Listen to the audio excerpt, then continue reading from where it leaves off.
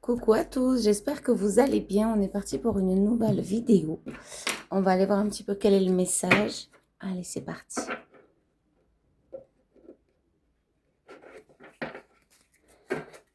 Alors, ce que j'entends, c'est que les énergies sont hyper puissantes actuellement. Et essayez vraiment de voir le positif en toute chose. Malgré les expériences que vous êtes en train de vivre, ce qui vous est donné sur le chemin, malgré parfois la douleur, la souffrance, essayez de trouver comme un point de repère, on me montre une petite lumière de positivité de manière à ce que les énergies qui sont envoyées actuellement vous soient le plus agréables possible et que vous puissiez en bénéficier de la meilleure des façons qui soit. Et on me montre plein de petites bulles transparentes, dorées. On parle du fuchsia aussi. Donc c'est vraiment des énergies d'amour et de prospérité. On me dit aussi et de paix. Alors il y en a un peu trop. Ah, j'ai mon séchoir qui s'est mis en route.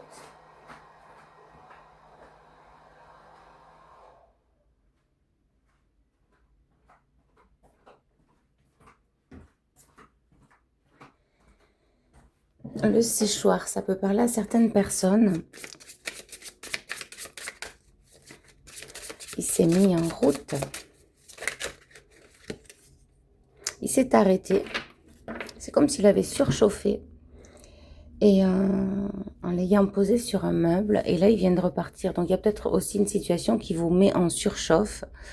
Ouais, on parle d'explosion. Quelque chose qui peut-être demeure en vous et qui demande à être regardé en profondeur. On me renvoie le mot surchauffe. Donc, il y a vraiment quelque chose qui est en surchauffe, peut-être de la colère même. Hein. On monte du rouge. C'est pour ça qu'on dit que vraiment, trouver le positif dans cette situation. Investis en toi. Le jardin le plus abondant est celui que tu plantes dans ton cœur. Retrouvez aussi l'amour, hein, vraiment. Et on vous dit de vraiment vous regarder vous. Et d'investir en vous. Hein. D'investir en vous. C'est très beau. C'est très beau parce que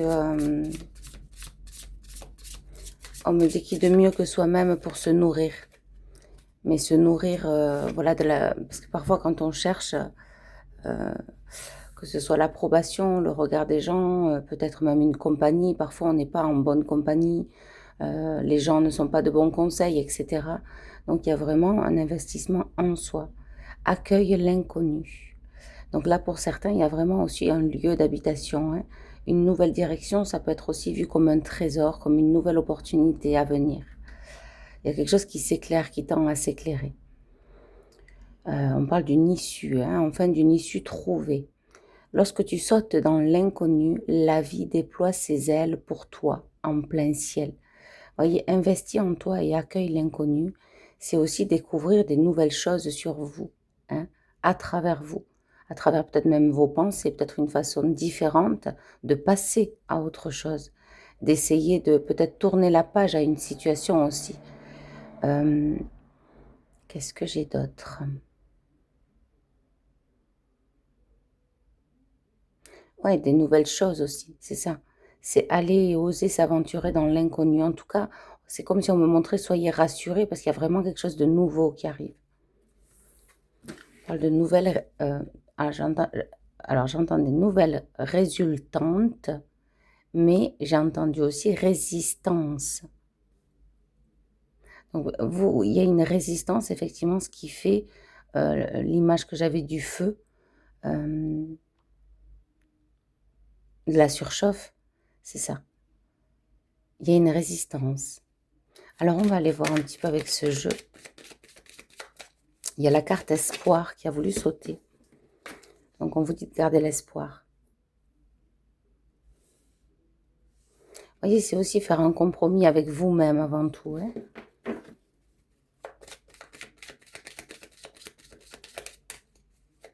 Explorer. Explorer vos désirs les plus fous, vos envies.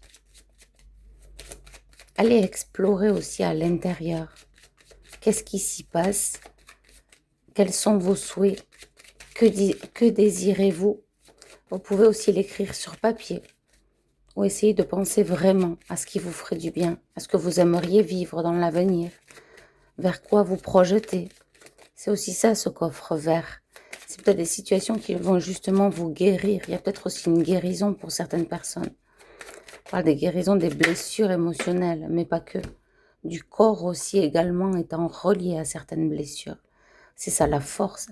Accueillir l'inconnu, c'est aussi garder la foi, garder le courage, mais avoir la force aussi de passer ce cap, de s'aventurer vers l'inconnu. Pour certains, on me dit, allez-y, foncez, il y a quelque chose avec la montagne. Vous voyez, ce chemin me fait penser aussi à la randonnée.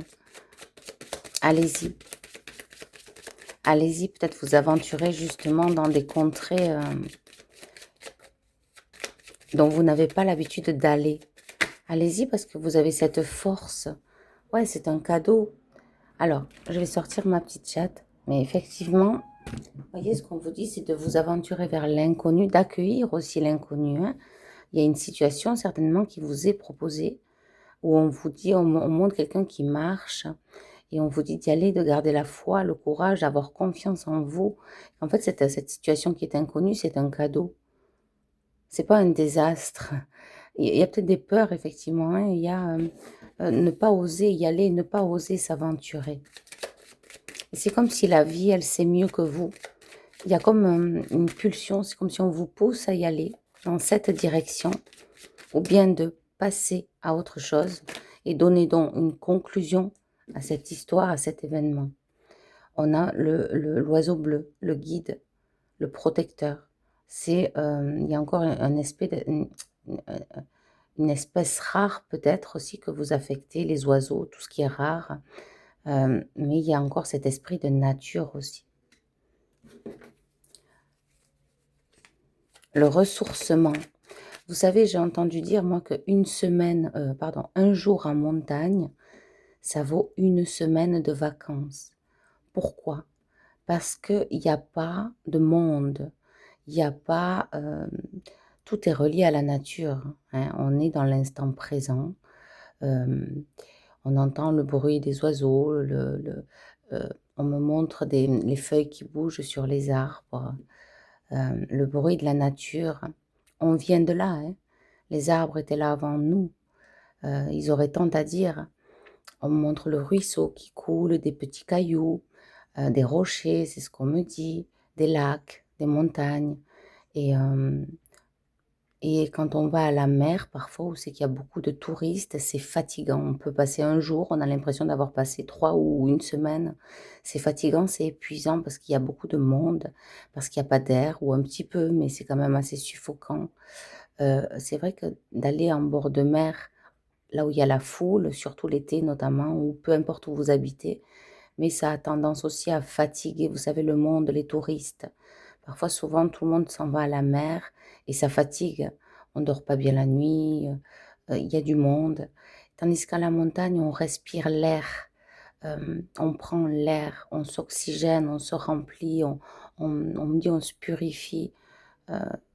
On est seul avec soi. Vraiment, il y a vraiment quelque chose de très profond. On conseille à des gens vraiment là d'aller à la montagne, d'aller en nature. Alors, si vous n'avez pas, hein, si vous ne pouvez pas, si vous avez un handicap en particulier, projetez-vous via des vidéos, peut-être YouTube. On parle d'explorateurs, des gens qui explorent justement les montagnes, les natures. Allez-y, peut-être vous donner aussi envie pour ceux qui n'osent pas aller faire une randonnée ou aller en montagne. Vous pouvez aussi vous inspirer déjà des petites vidéos. C'est ce qu'on me dit, allez explorer. Voilà. Voilà le message. Alors on y va. Un peu plus de douceur, j'entends aussi, parce que il y a vraiment comme un calme à travers ma voix et aussi beaucoup de douceur. La paix, on parle d'une paix intérieure retrouvée. On a l'archange Michael. Alors vous avez pu vous sentir aussi trahi tout au long du chemin. Mais voyez, la flèche, elle est en direction, là d'ailleurs où je l'ai posée, il n'y a pas de hasard de ce coffre, du coffre-fort. Je vais vous rediriger vers le coffre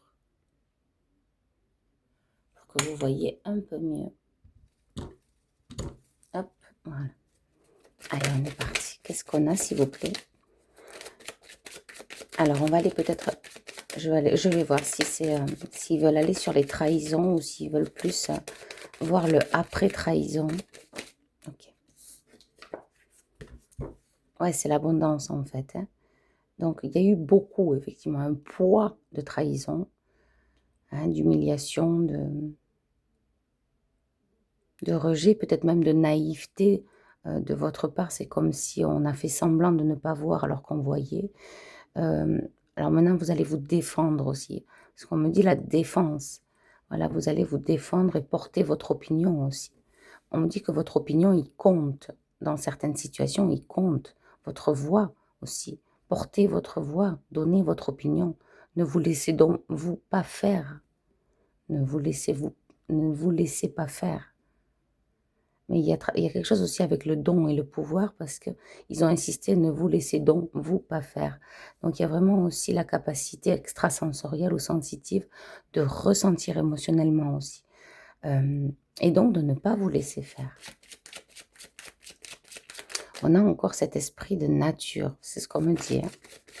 Oui.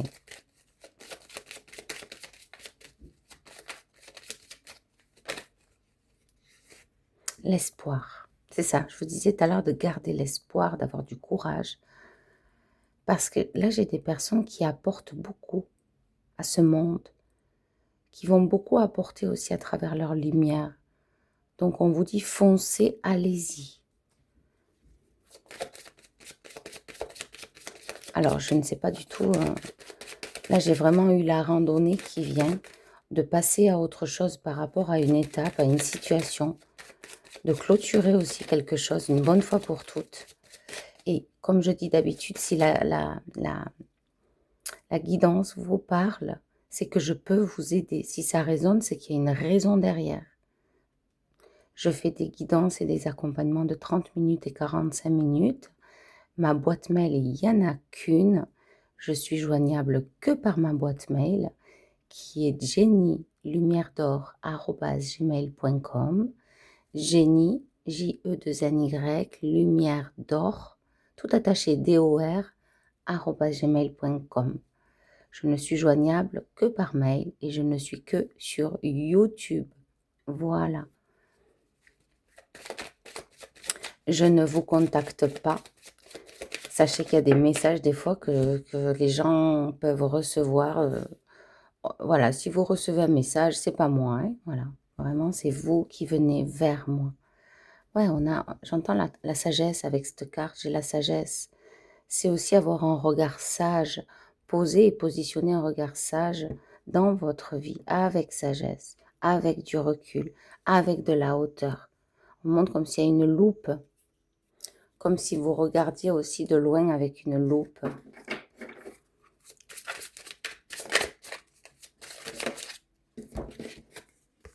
Calme ton esprit, vous voyez, c'est ce que je disais. Je sens à travers ma voix il faut le retour au calme. Après ce feu, cette tempête émotionnelle, le retour au calme. Vous voyez, quand le lac se calme, et je parlais de lac en montagne aussi, quand le lac se calme, son reflet devient limpide. C'est vrai, imaginez-vous un lac où l'eau est tourmentée, et quand ça revient au calme, son eau, elle devient limpide, on peut même voir à travers. Bon, ça peut même donner envie de s'y baigner, c'est ce qu'on me dit. Donc, il y a aussi le fait émotionnellement de calmer ses émotions, peut faire ou donner envie aux autres aussi de partager, de communiquer. On me dit ne pas avoir peur, ne pas avoir crainte. Alors peut-être que vous avez peur par rapport à quelque chose, hein. Cette potion magique me fait penser aussi qu'il peut y avoir eu un travail énergétique où vous pouvez avoir des peurs, ne pas avoir peur, ne pas avoir crainte, mais avoir la foi, une foi inébranlable. Vraiment, c'est je crois. Oui, c'est croire au Créateur, à Dieu, à Allah, à Bouddha, peu importe, plus qu'à tout au monde. Je crois, j'entends que tu es mon Père, que tu es puissant, que tu me sauves, que tu me gardes. On me dit à l'ombre de tes ailes. Donc il y a vraiment comme si un père parle à son enfant, comme si un père veille sur son enfant. Le père, là, étant associé au créateur. C'est puissant. C'est à vénérer. Pardon, j'entends vénérer, je ne sais pas pourquoi.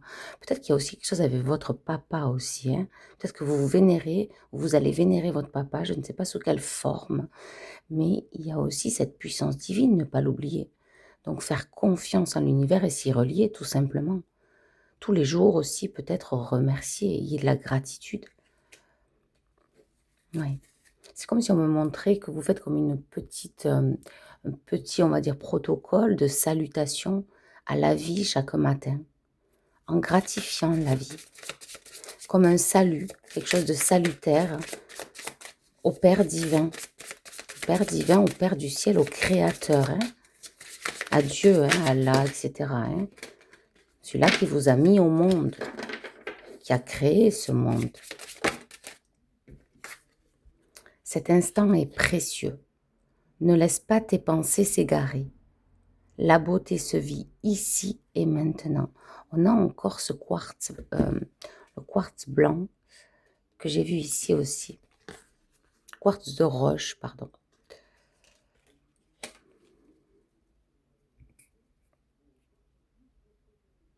Il y a des soucis, il y a des tracas. Et donc, on vous dit de revenir aussi à l'instant présent. Et la forêt, la campagne, la montagne peut être un outil pour vous ressourcer. Pour ceux en qui ça résonne, hein,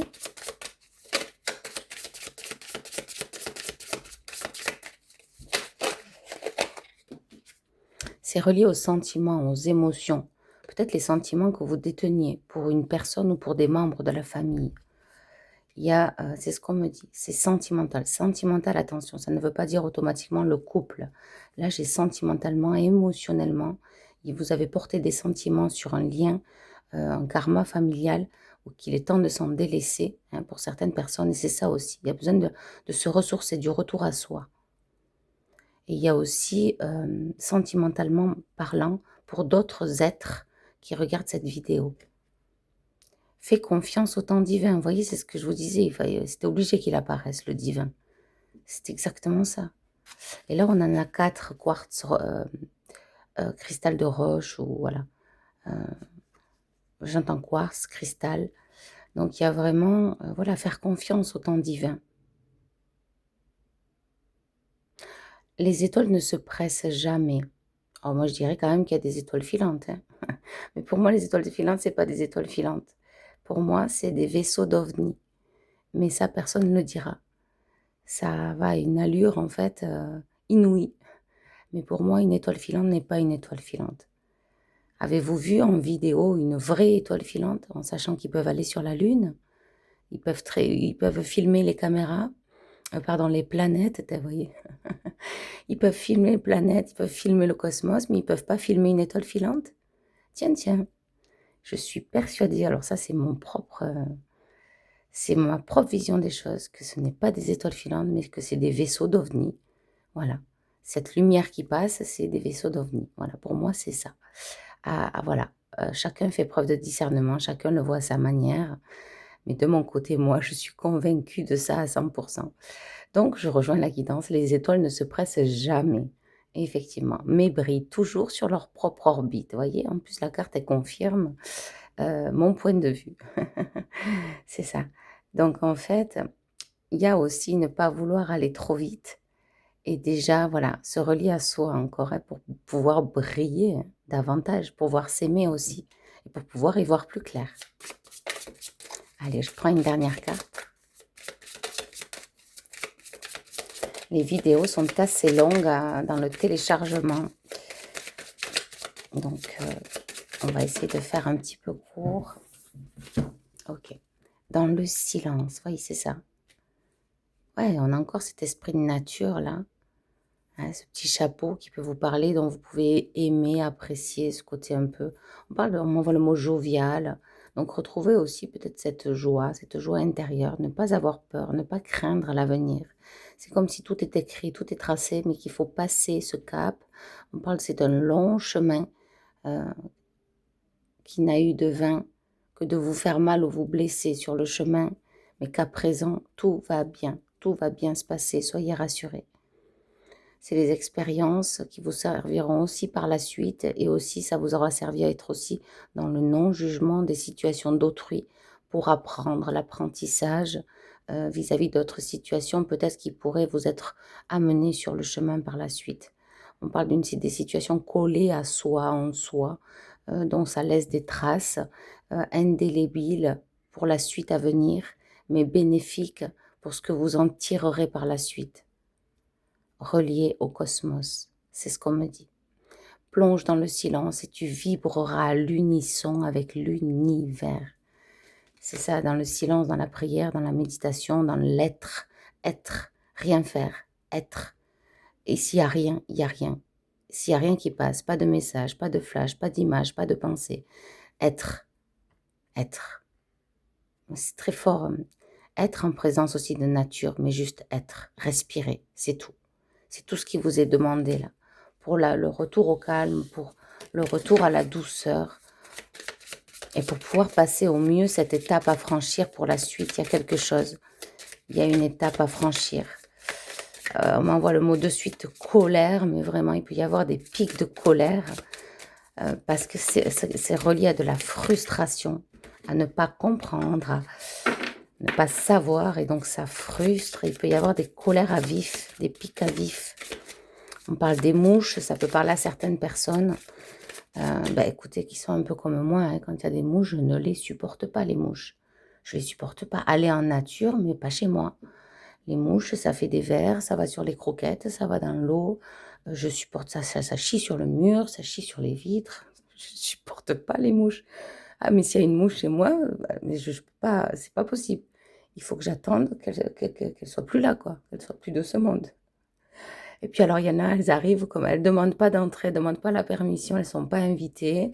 Elles arrivent comme ça, bzzz, elles font un vacarme pas possible. On les repère, elles sont bien bleues ou vertes ou rouges, avec des gros yeux là. Voilà, elles frappent pas, rien du tout, elles entrent sans demander la permission. Ah là là, ça peut parler à certaines personnes. Et pourtant, je suis pour la nature, mais alors tout ce qui pique, tout ce qui a du venin, hein, les fausses lumières, là, les bestioles qui piquent, et j'ai des animaux aussi, donc tout ce qui pique, tout ce qui est bizarre, là, pas chez moi, quoi, dehors. Voilà, ça peut parler à certaines personnes qui culpabilisent à l'idée parfois de prendre avec un mouchoir ou délicatesse, de sortir dehors les insectes. Bon, peu importe, chacun fait ce qu'il veut, chacun est libre.